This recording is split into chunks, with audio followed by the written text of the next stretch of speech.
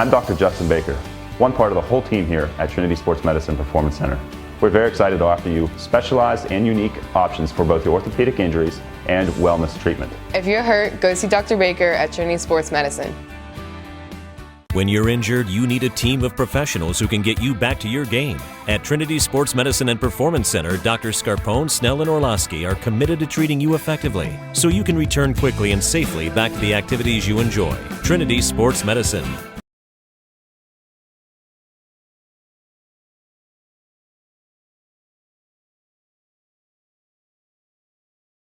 I love his tie. It's a nice pink tie. It's a great tie. It's a great tie. That's awesome. Kind of goes with the gray outfit, a little pop of color. That's what we've been trying to overhaul his wardrobe for 10 years now. 10 years? He's finally got it working for him. The things we do, seriously. And you got it. That's a nice hat. Thank you. I love my hat. I didn't fix my hair. I should have worn a hat too. It doesn't look good. Okay. Hey, week 10, high school's football. Fastest 10 weeks of your life. Mike Mathison, Matthew Peaslee. Dude, Ursuline beat Mooney. Yeah, obviously. Ain't no thing. We got the shillelagh back. Is that what it is? They play for the shillelagh. Just a big stick and goes between the two schools. Mooney does have it more than Ursuline in the long-standing series, but more often than not, Ursuline's been coming. So how many people were at recently. Stambaugh Stadium? I think Stambaugh holds 14,000 total. There was probably 12,000 people there. Really? Mm-hmm. Nice. The entire big side is filled up top to bottom, and then with some overflow on the other side. But gotcha. It's a cool atmosphere. All right, Week 10 starts Thursday this week as Steubenville Big Red goes to St Clairsville, the first of a 2-year contract. 7 p.m. start. Get there early because one way in, one way out, and tailgate nicely. But get there early because there's going to be lots of folk. They're bringing in a bunch of stands and a bunch of this and a bunch of that. And, yeah, Steubenville Big Red is ranked number 1 in the state Division 4. They are number 1 in the Region 13. St. Clairsville's third. In between is Johnstown Monroe. Steubenville Big Red, obviously, defense. Their defense is allowing less than 100 yards rushing and less than 100 yards passing per game. That's kind of good. They're going to be getting after it. Ooh, good football term. That's after it. Getting after it. That's what we put in our captions too on the paper. A lot getting of times. after it, or strong to the hoop, or making a play. No matter the sport, they always go strong to the hoop. But yeah, everyone's been looking forward to this game for a long time. Since they signed it, the end of May is when they finally got it done. And if Big Red wins, Big Red will win the division, will win the region. St. Clairsville will finish third in the region. They have too big a lead over Gannett and Indian Valley. But they have too big a lead over Indian Valley, which is in fourth for if St. C loses, for them to drop. So both teams are getting a home playoff game. Both teams are getting a home playoff game. The question is, and we'll get into that game next, is who is Big Red going to play, and obviously who St. C is going to play. And then we'll see what happens. Yeah. So obviously, Big Red's defense has been the main focus for them. They got Jalen McGee back. They've been playing really good football. They took care of Tonawanda Cardinal O'Hara pretty easily last week, and you just don't run on them and you don't pass on them. Now, Ferns is obviously the big name for St. Clairsville on both sides of the ball, but their quarterback, Zach Bigelow, he's done a nice job. He throws the ball nicely, runs the ball nicely. Against East Liverpool last week, had almost 200 yards passing, over 100 yards rushing. So if he's probably going to be the main target that the Big Red defense is going to focus on. You stop him, they should have an easy time with this one, I think. Got to stop them, though.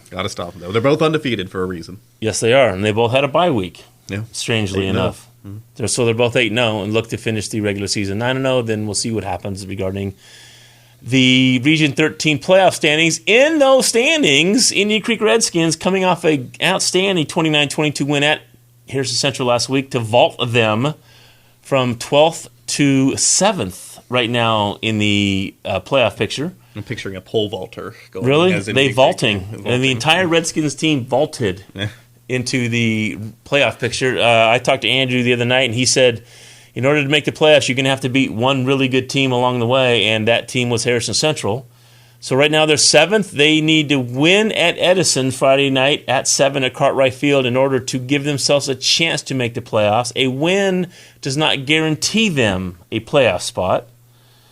Count me as one of the people that would like to see, personally, I want to see as many teams make the playoff as possible. I just don't want to see, if Creek wins and Big Red wins, I don't want to see Creek finish 8th. Yeah. I don't. I want to see them finish 7th, go to Johnstown Monroe, and get the full playoff experience of going on the road, on a bus trip, stopping for dinner, blah, blah, blah. Right.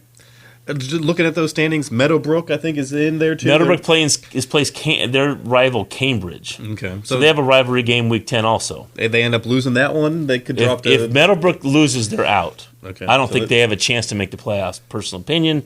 But obviously, if you lose, you still have to wait to see what everyone else does. No. So Indian Creek has the arch rival Edison Wildcats this week. Edison's coming off a tough loss against Toronto. And I talked to Coach Stick, and he just goes, we have a chance to not only beat our arch rivals, if we beat our arch rivals, we knock them out of the playoffs. Yeah, so that's something to play for. Absolutely something to play for. They're going to be throwing everything they got at them. They have nothing to lose. And the kitchen sink. Yeah, kitchen sink, and the concession stand sink, and the bathroom sink, too. Oh, the bathroom sink, nice. So all the sinks are coming out for this one. But watching Edison last week against Toronto, I've seen Edison a few times this year. They just said they struggle to put anything together at one time. They have a lot of good spurts here and there. Right. Running the ball, Seth Cade and Dakota Clifton looked pretty good against Toronto there in the second half. And another name to look out for is River Pappas, freshman, on both sides of the ball. He forced a fumble, recovered a fumble against Toronto. And a really strong running back. Doesn't look like a freshman, but I think we're going to be hearing a lot from him. Because he's a wrestler, too. Yeah. So we're going to be hearing. Yeah. So he's a big guy. Big guy. And for Indian Creek, they obviously come off that huge win in Harrison with win. Confidence going into this one. And they know what they have to play for, too, so they're not going to be taking it easy. I agree. Andrew told me after they lost to Ferry, which was the 3rd in a row, they had a team packed inside the locker room saying, we're just going to. Our job is to win the next 3 games and get in the playoff position and see what happens. And they put themselves in a playoff position. So you saw Edison, Toronto. Edison, now Toronto, they look to finish out the season at home Friday night at 7 at Clark Hinkle Stadium against Weirton Madonna, which dropped a game to Steubenville Central last Saturday night, 41-8, I believe it was, something along those lines. So you saw Toronto, man, they made a lot of big plays, a lot of big plays. Ty West deep, Ty West zigzagging his way to a touchdown off a little swing pass. That was a cool play. Blaze Glen deep. Yeah. Pick 6 to start the game. What Toronto wanted to do, they got done right away. And that's been the story with them all year. They've been able to take care of business in the first and second quarter and kind of coast from there. And they did that against Edison last week. The big plays, 2 long passes to Ty West, another nice long pass to Blaze Glen from Blaine Rawson, who's looked really good at quarterback. Last year he had to fill in there for Blaze Glen and got his feet wet last year and played really well last year, but he's really come into his own this year and has been one of the better quarterbacks in our area from the experience he had and the skill he's got. He looks pretty good back there, and I liked what I saw from him throwing the ball deep, because the few Toronto games I've seen this year, he's been able to hit Ty West for 40, 50-yard games. Right. He was spreading it out across the field with he had 6 passes, but they were all 5 for 6. They were crisp and where they needed to be. So, and that's what they needed to do to take care of Edison last week. And should have a big game against Madonna, but Madonna isn't going to give up their last game of the season either. No, it's not their last game. Remember, they got the bye. They got one, but they go to Clay Battelle in week 11 in West Virginia. Yeah. So Madonna, obviously, they've changed the offense. They give the ball to Tristan McCoy and a lot, and they run the ball more than they've ever pretty much run it since I've seen them play in the last 10 years.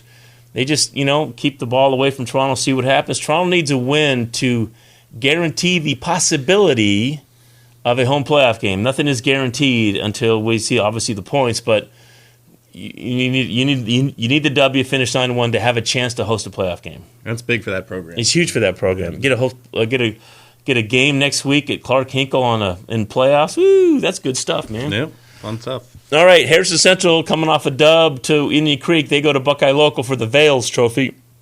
Harrison Central needs a win to guarantee them the 5th spot in the Division 5 Region 17 standings. Is that right? Region 17? Mm-hmm. And a win will guarantee a spot if they're going to host a playoff game, they need help. So it looks like right now they're going to go to West Lafayette Ridgewood and play the Generals in the week 11 on the road. For the best car insurance rates in town, call 1-800-GENERAL now. Wow. It's just the fact that, Harrison's just got to look forward. That was bad, man. Continue. Where's the penguin? Where's the penguin in the General? Yeah. Okay. Watching too much daytime TV. Yeah, obviously. Is that one of Mr. Popper's penguins? I like that one. Jim Carrey. There you go.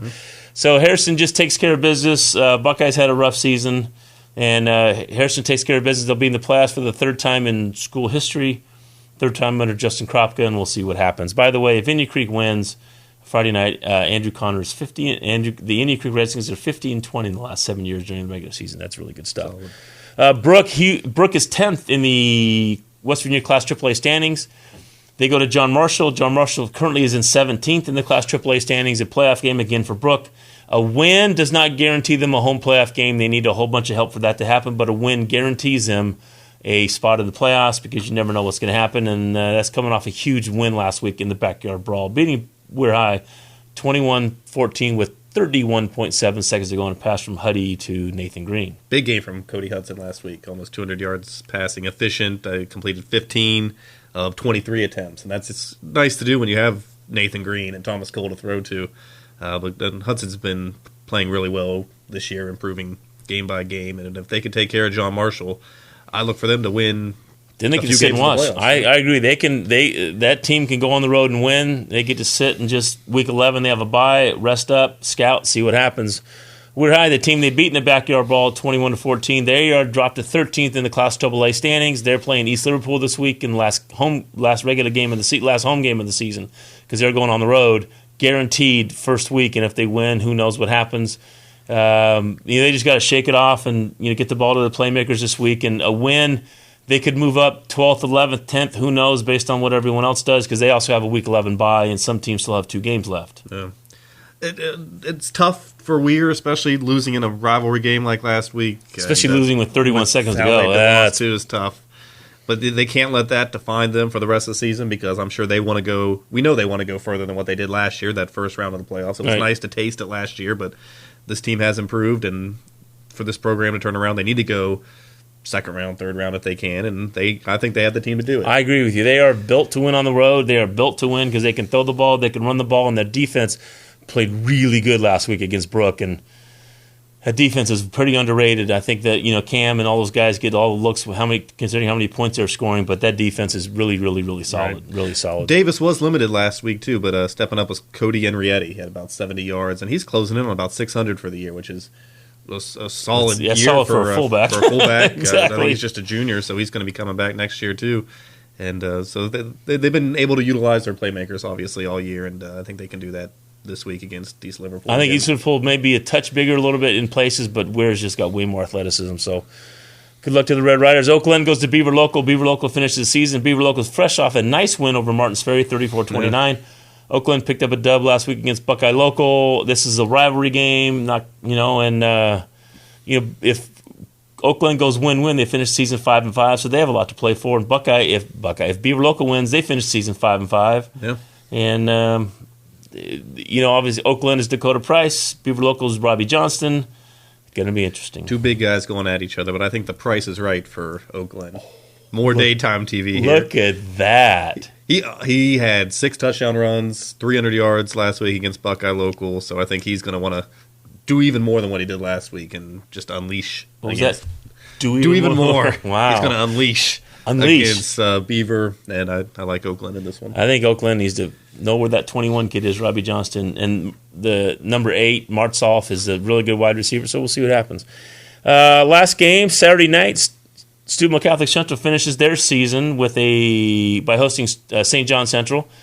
Steubenville Catholic Central was on a 4-game road, went on the road 4 straight games, won all 4, to go from 1-4 to 5-4. Unfortunately, they've been mathematically eliminated from the Division 6 playoffs. But there's nothing like winning your last 5 games, finish the season 6-4, and get a whole bunch of offseason momentum based on a W. And they're playing good football. Yeah, this is just another win for Catholic school bragging rights too. They took care of Madonna last week. They get another another one in St. John Central here. St. John has undergone some adversity. Yes, they have. This whole year and forfeiting games and all that. But so it's a last chance for both teams to end the year strong. And Central's done that throughout the year, getting better in the passing game and in the running game. They had almost 300 yards rushing last week against Madonna. So they can we obviously know they can make plays, and they have all year. But it's another good senior class for them to end on a high note here. Yeah, Tony Barber's thrown for over 2,300. 3 guys have catches of, I think, double-digit catches. 4 guys, I think, have double-digit catches. In addition to the fact that, excuse me, their defense allowed 14 against Bel Air, 12 against Barnesville. What'd they do? I forget the other game. Bishop Donahue, 14, and then, 8 last week against Madonna. Yeah. Their defense has played really well the last 4 weeks, and I expect their defense to play really well again this week. So, yeah. Yep. Kind of And happy Halloween. craggle. Hey, Yeah. happy Halloween. Yeah. And we got candy here delivered to us from The guy in the pink tie. Yeah, Ghosts of Sportscast Past.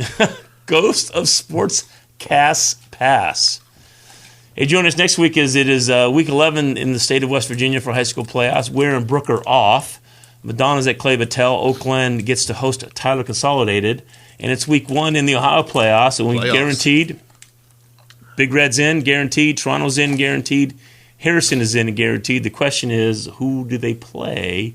And for Harrison and Toronto, where? And then what happens to Indian Creek if they pick up a dub over Edison? See if they can vault themselves. Where do they vault themselves into the playoffs? Vault into the playoffs. Strong to the hoop. Strong to the hoop. Nice tie. See you next week. There was some chick that has some older woman, not a chick. Julia Child! I don't think that's her. Yeah, she's cooking with the sheet. She's cooking with a fitted sheet. The worst impression. That's not Julia. Is it like Emerald? Bam! It's worked. No, fitted. It's fitted. But it's folded. Not one person cannot fold a fitted sheet. It takes a team effort. Wait, say that again. Not one person. No, you need 2 people at No, least. Sometimes 3 or 4. Put it back Star where it was. Sportscast is brought to you by Trinity and Milky Way.